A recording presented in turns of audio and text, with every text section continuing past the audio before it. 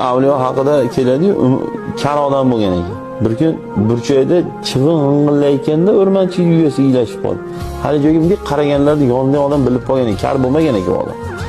O'sha xonadonda o'tirib hech kim eshitmagan ovozni eshitadigan darajada quloq zo'r eshitadigan. Lekin hamma kar deb o'ylar ekan. Shunda sirni aytasi turib olgan ekan. U kishi attor bo'lgan ekan. Degan atir sotadigan atropo. Bir ayol kelib atir olaman deb do'koniga shu kelganda orqasidan yel chiqib ketgan ekan.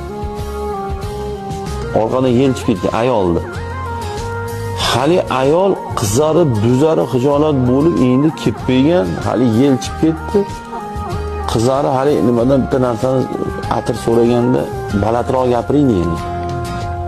Keyin yana qattiqroq gapiring, yana qattiqroq gapiring degan ekan.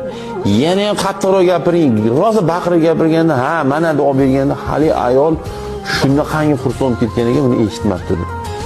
O'sha ayolni hijolat bo'lmasligi uchun umrbod o'zini kar qila olib yurgan ekan. Ana islom, ana iymon, ana musulmon, ana odam.